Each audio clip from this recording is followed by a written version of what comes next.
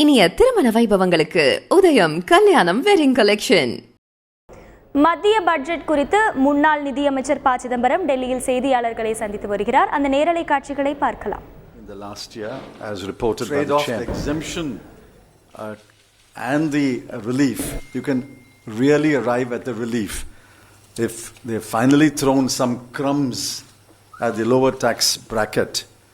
I mean, it's not a matter to be welcomed or congratulated about, but any relief to the lower income tax bracket, we welcome it.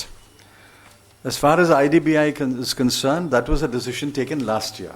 So it's not a new decision, so I don't have to make a new comment on that. As far as LIC is concerned, it's highly debatable.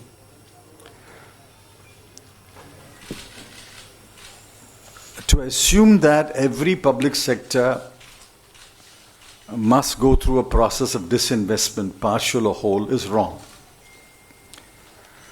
LIC actually has increased its share of first premium income in the last year, as reported by the chairman. It has gained in competition with very strong private sector players. So we will internally debate it within the party, and we will give our view on the floor of Parliament. But I think it's a highly debatable proposition. Yes. Yes, sir. What is the tax exemption on the sovereign wealth fund? Do you think that this would bring in some money into the infrastructure sector? She announced it last year. She reiterated it this year. Yeah, but there hasn't been any... No, last year she didn't raise any money. But today, the external market conditions are certainly not favorable for a sovereign wealth fund.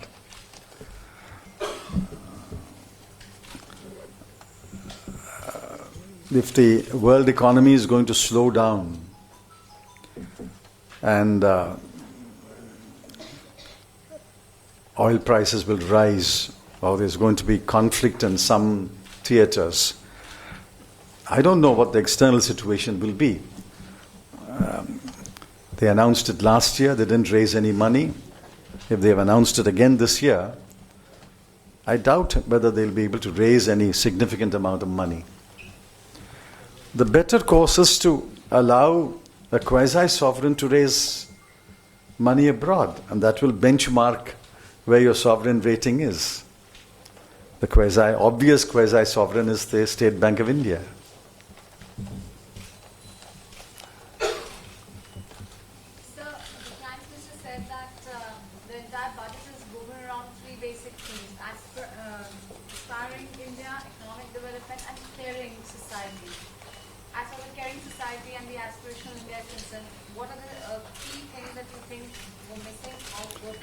Well, I think you stopped counting at 3. I had 3, and under each one of the 3 there were some numbers, and under each one of those numbers there were some other numbers. So if you multiplied, I think it came to close to 100. I think she lost count somewhere along her speech. I lost count midway in her speech. How do you call it a budget for caring society? I've just given you food subsidy has been reduced. Fertilizer subsidy has been reduced. We have to get into the details to find out what is the allocation for specific programs that are targeted at midday meal scheme also. The RE is less and the BE is at the same level as last year. PM Kisan, the RE is less, the PE is the same as last year. So I think this talk about caring society is more words than deeds. Once we drill into the numbers, we will know how caring they are or how uncaring they are. But what about aspirational India? Because all the opposition parties are saying that the burning issue of unemployment is somewhere not touched upon by this budget. That's true. That's what I said. Surprisingly, the President's speech did not utter a word about employment. And I commented on that yesterday. The Economic Survey has a chapter on employment, but it makes this extraordinary claim that new firm registrations have increased 12.2% in the 5-year period of the BJP government, and every 10% increase has boosted GDP by 1.8%. Now, where are these firms? Are they on another planet or are they in India? I mean, I travel around. I don't see any firms. All I can hear is stories about firms closing down, not firms starting. I think this budget has also done nothing to create jobs. The 3 job-creating sectors are mining, construction, and manufacturing. Now tell me anything in this budget, which gives a boost to mining, construction, or manufacturing. There's nothing for mining, construction, or manufacturing. So these are the 3 job-creating sectors.